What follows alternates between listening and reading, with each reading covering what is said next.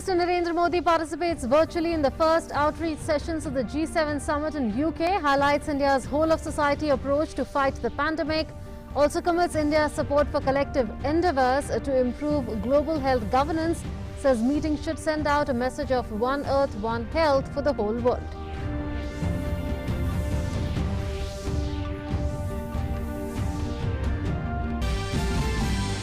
India continues the fight against the COVID pandemic, records over 80,000 new cases in the last 24 hours, lowest in 71 days. Active caseload declines to less than 10 lakhs. Recovery rate increases to 95.26%. Vaccination drive on a steady path, over 25.31 crore vaccine doses delivered.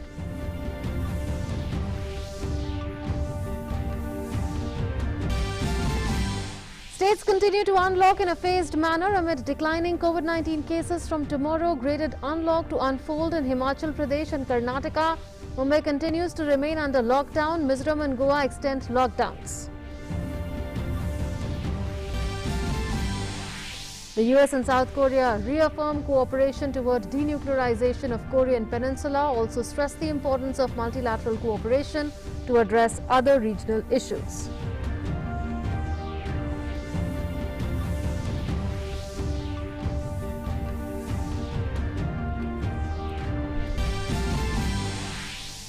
World #1 player Novak Djokovic to face Greeks Stefanos Tsitsipas in French Open Men's Final 2021. Czech's Barbora Krejcikova wins the maiden Grand Slam in the French Open Women's Final. Hello and welcome. You're watching DD News and DD India with me, Munmun Bhattacharya. Our top story. Prime Minister Narendra Modi participated in the first outreach session of the G7 summit. The session, titled Building Back Stronger Health, focused on global recovery from the coronavirus pandemic and on strengthening resilience against future pandemics. During the session, the Prime Minister expressed appreciation for the support extended by the G7 and other guest countries during the recent wave of COVID infections in India. He highlighted India's whole-of-society approach to fight the pandemic, synergizing the efforts of all levels of the government, industry and civil society. He also explained India's successful use of open-source digital tools for contact tracing and vaccine management, and conveyed India's willingness to share its experience and expertise with other developing countries. Prime Minister Modi committed India's support for collective endeavours to improve global health governance. He sought the G7's support for the proposal moved at the WTO by India and South Africa for a TRIPS waiver on COVID-related technologies. Prime Minister Modi said that the meeting should send out a message of One Earth, One Health for the whole world. Calling for global unity, leadership and solidarity to prevent future pandemics, Prime Minister emphasized the special responsibility of democratic and transparent societies in this regard. Prime Minister will participate in the final day of the G7 summit on Sunday and will speak in 2 sessions. G7 leaders on Saturday adopted a rival plan to oppose China's Belt and Road Initiative by building infrastructure in poorer nations in a values-driven, high-standard and transparent partnership. The adoption of the US-inspired Build Back Better World, or B3W project, came after President Joe Biden and leaders met to address strategic competition with China and commit to concrete actions to help meet the tremendous infrastructure need in low and middle income countries. The G7, the world's 7 wealthiest democracies, have also committed to a new plan to stop future pandemics. The measures include cutting the time needed to develop and license vaccines and treatments for COVID-19 to under 100 days. The plan will be officially unveiled today alongside the final summit communique. Globally, more than 17.64 crore people have had the infection since the outbreak began, with over 38 lakh COVID-related deaths. India continues to see a decline in COVID-19 cases. The country has registered 80,834 new cases in the last 24 hours and is the lowest after 71 days. The active caseload further dipped to 10,26,159. In the last 24 hours, as many as 1,32,062 patients have recovered. With this, a total of 2,80,43,446 patients have recovered so far. And India's recovery rate has now advanced to 95.26%. Recoveries continue to outnumber the daily new cases for the 31st consecutive day. While on the one side, testing has been enhanced across the country, a continued decline in weekly positivity rate has been noticed, and that stands at 4.74%, while the daily positivity rate stands at 4.25%. It has remained less than 10% for 20 consecutive days now. Under the largest vaccination drive, the country continues to inoculate its population against COVID-19. Over 25 crore vaccine doses have been administered so far, and more than 34 lakh vaccinations were done in the past 24 hours.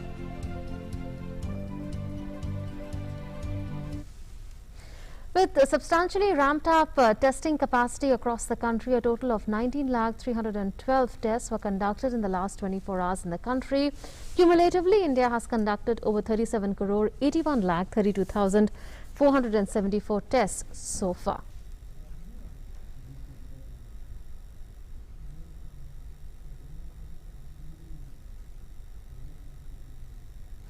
As part of the nationwide vaccination drive, the centre has been supporting states and union territories by providing them COVID vaccines free of cost.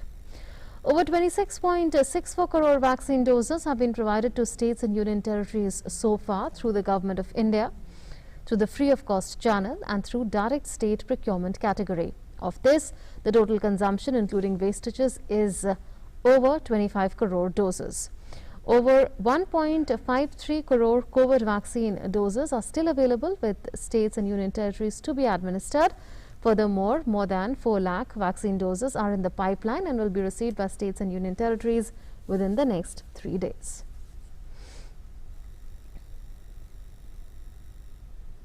Noted cardiologist and CMD of Medanta Medicity, Dr. Naresh Trehan, has said antibody cocktail could reduce hospitalization need by 70% and be given to children in certain cases. He was speaking on an exclusive edition of Doctor's Chat, a special COVID series, and Dr. Trehan added that antibody cocktail blocks the reproduction of spiked protein. Hence, it is a new game changer in beating the pandemic. Here's an excerpt from the show. I'm talking about this antibody cocktail, which you've called a new weapon to deal with this current variant of virus COVID that we are dealing with. Give us more clarity, and do you think it could be one of those one-stop solutions? Well, if somebody gets infected by the COVID-19 virus, the normal thing that happens is in the first 7 days, the virus multiplies inside the body. And to multiply, it hooks up into the cells of the person, the infected person, draws nutrition from the cells of the body and multiplies from that nutrition. So we have been looking at many ways of how to stop the virus at different stages, right? So one of the solutions which the scientists have developed is what we call a antibody combining two of them, which will block the virus. Much like what our body is supposed to do, but because it's a new virus, the body doesn't have antibodies against it.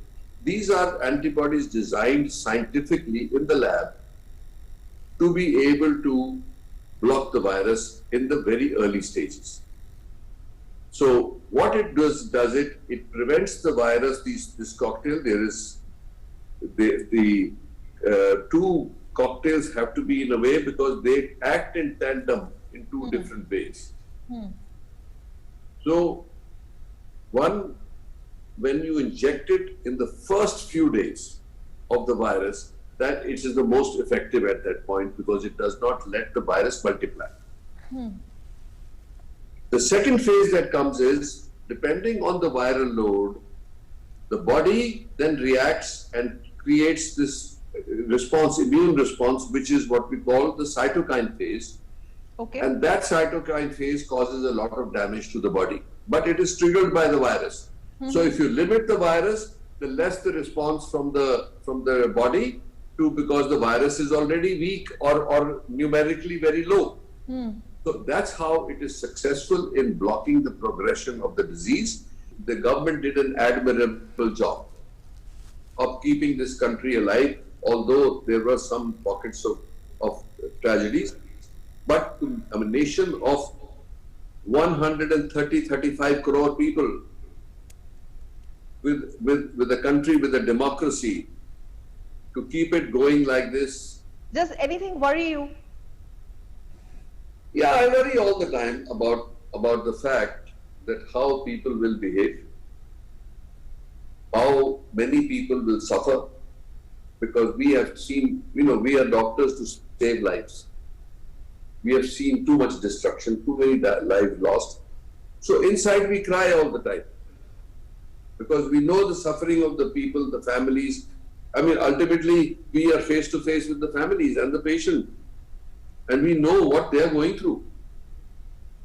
So we've all lost friends, we've all lost near and dear ones, and so it has been a very tragic 3 months.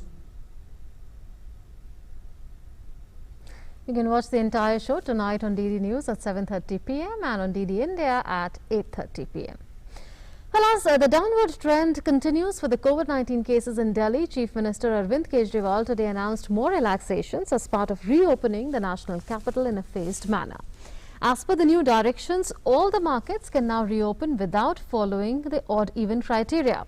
Restaurants will be allowed to open at 50% seating capacity from tomorrow. However, no gathering of any sort will be allowed in Delhi.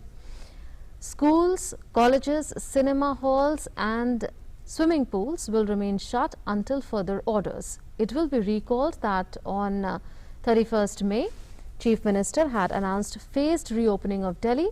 The services of Delhi Metro also resumed for the general public with a 50% seating capacity last week. Notably, the COVID-19 situation has improved significantly in Delhi over the past few days.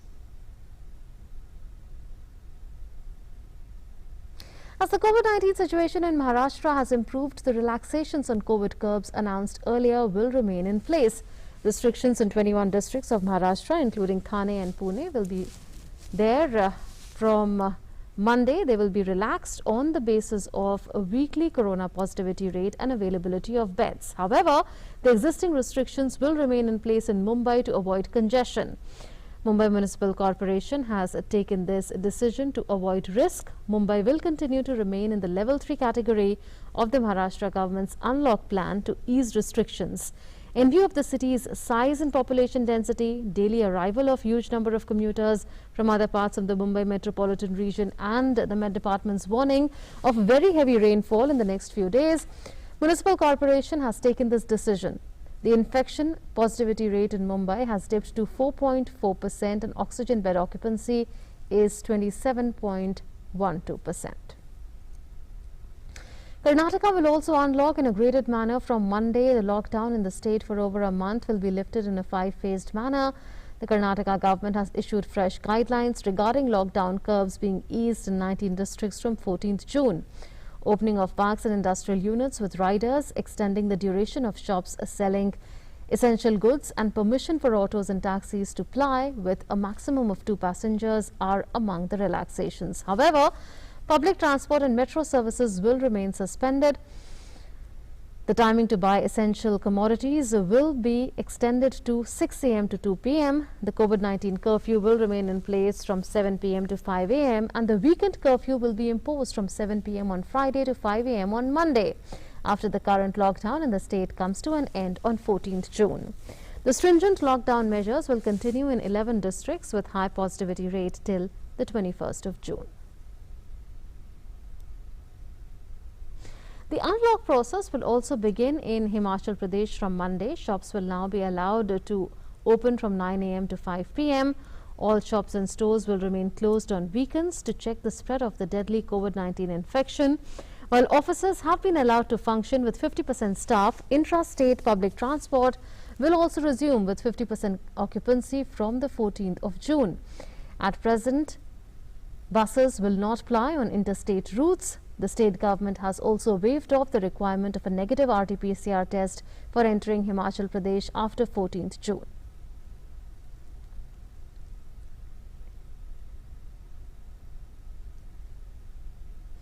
In Mizoram, the ongoing restrictions of the total lockdown in urban areas will continue for another week till 4 a.m. on the 21st of this month. The State Disaster Management Authority on Saturday decided to continue with the ongoing restrictions to prevent further escalation of COVID-19 cases in the state. As per the order, the current restrictions of total lockdown will continue in Aizawl Municipal Corporation and district headquarters towns, with total restrictions on inter-district movement. All markets and inter-district movement will also remain suspended, while standalone shops are allowed to open from 5 a.m. to 8 a.m. every day. Vegetable shops and localities will remain open from 5 a.m. to 3 p.m. only on Friday. The state government first clamped a lockdown on 10th of May for a week and has extended it on weekly basis to curtail the rate of infection. Meanwhile, Goa government has extended its corona curfew in the state till 21st of this month to keep a check on spread of infection. Shops including in panchayat and municipal markets are allowed to open between 7 a.m. to 3 p.m. Marriage ceremonies up to 50 persons have been permitted. A detailed order will be issued by the district collector in this regard. The statewide curfew was to end on Monday. Goa is under corona curfew from the 9th of May due to a rise in COVID-19 cases. Initially, curfew was announced for 15 days. However, it was extended to curb COVID cases. Meanwhile, the Goa Chief Minister has appealed to all persons above 18 years of age to get themselves vaccinated at their nearby vaccination centre. Some weather news now. Mumbai Regional Meteorological Centre has informed that the cyclonic circulation in Arabian Sea has weakened and shifted towards Karnataka, due to which warnings issued for Mumbai are lowered. Now, red category warnings are issued for Raigad and Ratnagiri for today and tomorrow. The Met Department has warned that thunderstorms with lightning, gusty winds and extremely heavy rains are expected at isolated places. Orange category warnings have been issued for Palghar, Thane, Mumbai and Sindhudurg for the next few days. The Met Department said heavy to very heavy rains are expected at few places in these districts. Conditions are favorable for further advance of the monsoon into some or more parts of Madhya Pradesh, remaining parts of Chhattisgarh, Odisha, West Bengal, Jharkhand, Bihar and some parts of eastern UP during the next 24 hours. The Met Department said monsoon has further advanced into remaining parts of Northwest Bay of Bengal, some parts of Odisha, some parts of West Bengal and some parts of Jharkhand and Bihar. Monsoon has entered Bihar a day ahead of its scheduled onset, bringing widespread showers in several districts of the state. Northeastern districts like Purnia, Katihar, Kishanganj, Araria, Saharsa, Supol and Madhepura received the first bout of southwest monsoon showers. Patna also witnessed 31 mm rains. According to the Met Department, monsoon will cover the entire state in the next 24 hours. Meanwhile, the timely arrival of monsoon has cheered tillers and farmers who are preparing for sowing kharif crops. Let's move to some international news now. The U.S. Secretary of State Antony Blinken and South Korean Foreign Minister Chung Eui-yong have reaffirmed a commitment between their countries and Japan to work closely towards the denuclearization of the Korean Peninsula. The statement issued after the two met on the sidelines of a Group of 7 summit referred to efforts that have made little or no progress toward getting Pyongyang to abandon its nuclear arsenal. Blinken and Chung also stressed on the importance of multilateral cooperation to address other regional issues, including the return of the path to democracy for the people of Burma, referring to a military coup in Myanmar imposed earlier this year. Talks between Iran and global powers resumed on Saturday with the goal of trying to restore the 2015 agreement to contain Iranian nuclear development that the Trump administration had abandoned in 2018. This is the 6th round of talks within the framework of the Joint Commission of the JCPOA. Senior diplomats from China, Germany, France, Russia and Britain are hoping to complete the negotiations this time. Earlier on Thursday, US had removed sanctions on 3 former Iranian officials and 2 companies that previously traded Iranian petrochemicals. Reacting to this, Iran's foreign ministry spokesman had said it was not a sign of goodwill. In Colombia, bodies of 7 miners were found on Saturday after an explosion in a coal mine in the Colombian department of Boyacá. This development has brought the death toll to 9 as per local authorities. 3 workers were rescued and the other 2 bodies were found on Friday. The director of the National Mining Agency, Juan Miguel Duran, has sent his condolences to the families of those who died in the mine, which is located near the municipality of Socha. Britain's Foreign Secretary Dominic Raab, on the sidelines of the G7 summit, has said that Britain wishes to ease tensions with the European Union over trade with Northern Ireland, repeating a warning that the bloc had to realize the province was part of the United Kingdom. While giving this update, Raab said that Britain cannot have both Northern Ireland Protocol being applied in a very lopsided way or the Good Friday Agreement being affected by it. We want tensions eased, we want a flexible, pragmatic approach. What we cannot have is both the Northern Ireland Protocol being applied in a very lopsided way or the Good Friday Agreement being undermined as a result of it. We need a bit of respect here and also, frankly, an appreciation of the situation for all communities in Northern Ireland. Swiss voters are casting ballots in a referendum which could see their country become only the second in the world to ban synthetic pesticides.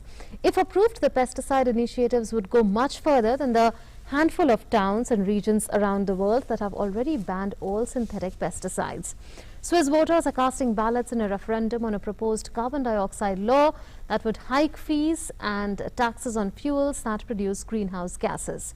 Voting is also taking place on other initiatives, including anti-terrorism legislation and emergency COVID-19 funding. Switzerland's system of direct democracy means all major decisions in the Alpine nation are taken at the ballot box. And Jeff Bezos' space venture Blue Origin auctioned off a seat on its upcoming first crewed space flight on Saturday for $28 million. The winning bidder will fly to the edge of space with the Amazon founder and his brother Mark on Blue Origin's New Shepard rocket, scheduled to launch on the 20th of July. Bidding opened at $4.8 million, but surpassed $20 million within the first few minutes of the auction. The auction's proceeds will be donated to Blue Origin's education-focused non-profit club for the future that supports kids interested in the future STEM careers. Blue Origin Director of Astronaut and Orbital Sales, Ariane Cornell, said during the auction webcast that New Shepard's first passenger flight will carry 4 people, including Bezos, his brother, the auction winner, and a 4th person that is to be announced later. The Westminster Kennel Club Dog Show finals are shaping up to be a clash of canine titans. About 2,500 dogs are competing in the 145th annual Westminster Kennel Club Dog Show on the grounds of the Lyndhurst Estate in Tarrytown in New York on Saturday and today. The Westminster Kennel Club Dog Show, usually held in February in New York City, was moved from its longtime home of Madison Square Garden to an outdoor event at the Lyndhurst Estate due to the coronavirus pandemic. No spectators or vendors are allowed to attend the show due to the state's COVID-19 regulations. Any human participants must show proof of COVID-19 vaccination or a negative COVID-19 test within 72 hours of entry.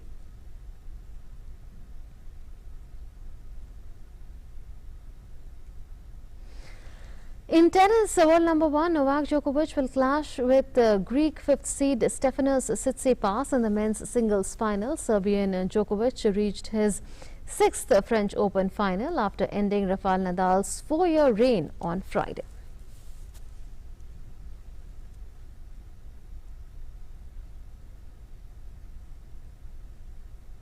In Euro Cup, England and Croatia will face each other in the Group D Euro 2020 match today, which will mark only the 3rd occasion that the two teams will face each other in a major tournament. In the first meeting at the 2004 Euro, England beat Croatia 4-2, whereas 14 years later, Croatia trumped the Three Lions 2-1 in the semi-final of the 2018 World Cup. Croatia taking part in the 6th UEFA European Championship, while England in their 10th. In another match, Austrians will open play in Group C against North Macedonia in Bucharest. The two teams met twice in qualifying for the tournament, with Austria winning 4-1 and 2-1. The Netherlands are also in action as they face Ukraine in Group C match today. After finishing third at the 2014 World Cup, Netherlands did not qualify for Euro 2016 or the 2018 World Cup, but after a 7-year absence from major tournaments, the Dutch are back under Frank de Boer and looking to restore themselves as forces to be reckoned with. That's it then in this edition of the news. Do continue to follow all the COVID-19 related precautions whenever you move out of your homes, or even when you are inside when there are other people around. Keep your masks on. Thanks for watching.